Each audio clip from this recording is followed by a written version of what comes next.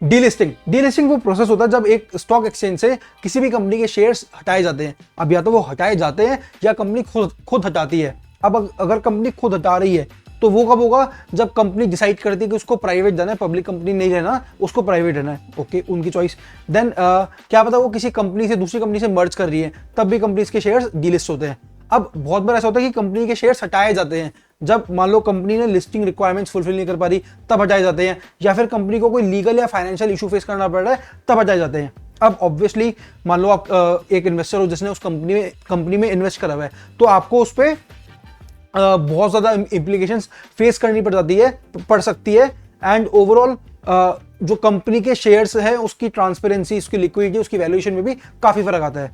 अब आपको as an investor, as a trader आपको पता होना चाहिए कि जो शेयर्स डीलिस्ट हो रहे हैं वो क्यों हो रहे हैं और उससे क्या रिस्क राइज हो रहे हैं और क्या अपॉर्चुनिटीज राइज हो रही है, क्योंकि बहुत बार ऐसा होता है कि कोई अपॉर्चुनिटीज भी आपके लिए अराइज हो जाती हैं। नाउ जो डीलिस्टेड कंपनीज होती है, ऐसा नहीं कि वो कंपनीज बंद हो गई, दे में कंटिन्यू टू ऑपरेट, वो ऑपरेशन अपने चालू रख सकती हैं, वो प्रॉफिट जनरेट करना चालू रख सकती है, पर जो उनके शेयर्स होते हैं वो बहुत ज़्यादा लिक्विड हो जाते हैं एंड उनमें ट्रेडिंग करना काफ़ी मुश्किल हो जाता है।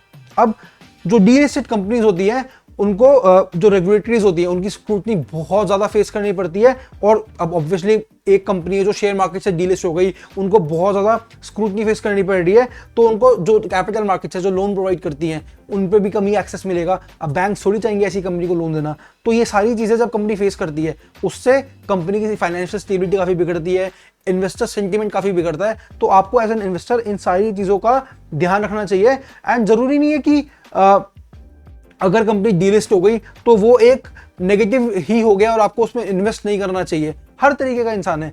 वो बोलते हैं ना कि जब बहुत सारे लोग पैनिक कर रहे हैं तब आप खरीदो, और जब बहुत सारे लोग खरीद रहे हैं तब आप बेचो। तो यही हो गया कि जरूरी नहीं है कि अगर कंपनी डीलिस्ट हो रही है, वो इस वक्त अंडर वैल्यूड हो गई तो हमेशा वो ऐसी रहेगी। क्या पता वो कम बैक करे, क्या पता उसका क्या रीजन हो। तो आपको वो अच्छे से स्टडी करना है। हर कंपनी का केस है अलग है, हर कंपनी का सिनेरियो अलग है। तो अगर आप अच्छे से उसको एसेस करते हो, उसको एनालाइज करते हो, तो क्या पता आप डीलिस्ट होने के बाद भी उस कंपनी का शेयर अगर लेते हो तो वो भी आपका बहुत ज्यादा आपको ग्रोथ दे दे, बहुत ज्यादा प्रॉफिट दे दे।